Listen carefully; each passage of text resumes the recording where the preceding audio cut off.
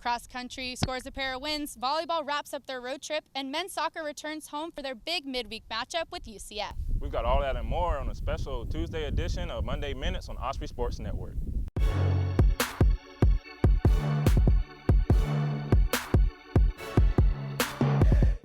Hey there, Ospreys, and welcome to Hodges Stadium. I'm Catherine Marsh. And I'm Christian Rui. It was a big weekend for cross country as Eden Meyer and Michael D'Amato took home individual awards Saturday at UNF's Invitational. We had a chance to catch up with them after the race. It was a hard race, but it was good, and I liked where we did it, having it here, and I don't know, I think it's a good place to start, and I'm just looking forward to keeping on training and hopefully getting better. I think it's good preparation, and now I kind of, know like how it's going to be and where I'm really going to have to work. So I'm glad that we got to run it before conference. I think it'll be a good help in getting ready for conference. So I'm excited. I was definitely proud of my guys. We got a good team going on. A bunch of talented freshmen came in, and our returners showed up in good shape. So we're definitely excited for the rest of the season. We were all working hard together, and it's always nice to finish at the top of the race.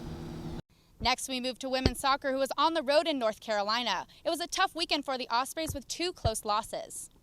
Despite a great effort by goalkeeper Susie Ford, the Ospreys lost to Elon on Friday 1-0. Then Sunday, they lost to High Point 2-0. They look to bounce back this weekend on the road against FIU in Miami. On the men's side, it was also a tough road ahead for the Ospreys in North Carolina. Ospreys faced some high-powered offenses this weekend in Wilmington, falling to UNC Wilmington 5-1 on Friday and 5-2 to Elon on Sunday. Well, the Ospreys return home for a big non-conference match with UCF on Wednesday at 7 p.m. The Ospreys have beaten the Knights the last 2 seasons, and Wednesday has set the record night as the Ospreys try to set the attendance record at Hodges Stadium. Also returning home this weekend is volleyball for their home opener weekend. The Ospreys split their weekend at the Dish Tennessee Volleyball Classic, defeating Tennessee Tech and Eastern Kentucky on Friday before falling to host Tennessee and UNC Greensboro on Saturday. Joining us now to talk Osprey volleyball is voice of the Ospreys, Richard Miller. So, Richard, what are the main things you've seen and heard from players and coaches?